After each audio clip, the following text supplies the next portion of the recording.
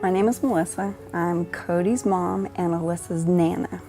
Cody was born with a rare birth defect that can cause paralysis and autistic-like behavior. He's been bullied at school and he's kind of withdrawn from socializing with anybody. And then all of a sudden it's like he woke up and there was autistic behavior, and it was very scary for all of us. I get bullied at school and I would just shut down, so to speak, and go in a different room and cry. He learned to, writing, he learned to speak up for himself. Instead of just throwing things and getting aggravated, he actually told 3 bullies that he'd had enough and stopped. Everybody needs something that can help them. For me, the horses helped me with me starting to learn to stick up for myself. Alyssa has been through so much. We found out when she was 3 years and a week old that she had fetal alcohol symptomatic disorder with behavior. Before Refuge, we were having fits of rage, biting herself, punching her, slamming her head into floors, walls, whatever, screaming, no sleeping, hoarding food. And now we have communication, we have sleep, we have no fits of rage. We haven't had one in a long time. We conversate. We don't have speech therapy anymore. I think the communication is, wow, it's awesome. I'm Frankie O'Mara, and I'm Kelly Fleming's mother.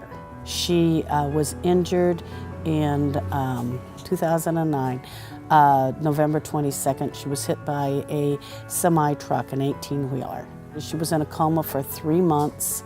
She had a 10% chance of coming out of the coma. She came out of it. When we came here, she was in a wheelchair. And pretty much I pushed her everywhere that she went. And after being here about 6 months, she progressed to being in a walker.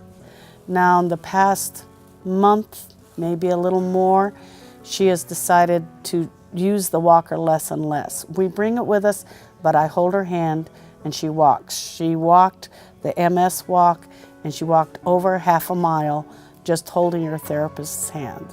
And I do attribute this to her tenacity, her hard work, and God, but also the blessing of the horses and the horse therapy that she's had. What brought me here to the Refuge was an internship. I was working on my master's degree for rehabilitation counseling. When veterans come out here, you can see the anger that they have at the world. They're upset. They're at a constant state of ready to fight back.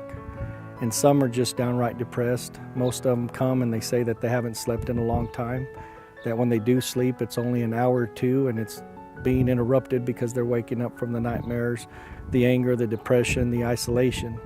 So when they come out here within a session or 2, they start relaxing more. And usually the sessions are a week apart. And one of the common things that they say when they come back for the second session, one of the things I ask is, how did it go afterwards? And most of them say, I slept. And after about the second and third session, they come back, and not only do they say that they slept, they said, I had a good week, and they smile.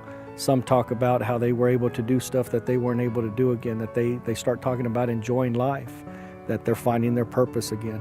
And as they're going through the process of learning how to deal with themselves, learning how to interact with the horses, learning how to interact in civilian life, and they start opening up, and they start telling stories that they've never told. And then they look down and they say, with a chuckle, most of them chuckle, and they say, I've never shared this with anybody.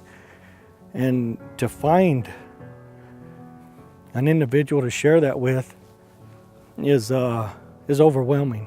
And to be able to share with another human being your darkest secrets, that stuff that you had to do, or stuff that you've seen, or stuff that you didn't really want to discuss, and they look down and say, wow, it feels good to share this. It's a relief.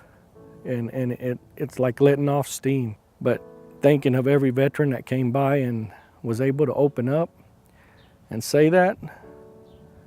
That's the most overwhelming thing, to see that they found relief. My name is Tom Middleton. I live at Post, Texas. Well, I had a couple of strokes, and then I got to thinking about some better therapy, and I thought I might want to check on who had some horse therapy. I knew there was somebody somewhere doing it. My dad is Tom Middleton, and he's had two really big strokes. So we're rehabbing and trying to get him on his feet and get him feeling better. They've got him walking with a little bit of assistance, and it seems to help his balance and his equilibrium. My name is Mario Avila, and I'm a friend of Tom Middleton's, and I come out once a week to help Tom, assist with Tom's equine therapy. I think, for one, I think his attitude is a lot better. His morale has improved tremendously. I had kind of sensed something that I had never known in Tom, that he had kind of given up, but I think I think above everything else, I think this has given him hope all over again. But coming out here is it's a breath of fresh air, and it's a taste of home. Our goal is to go home. It's to be able to be at the ranch and ride his horses and be around everybody. So that's our goal, is to get him home.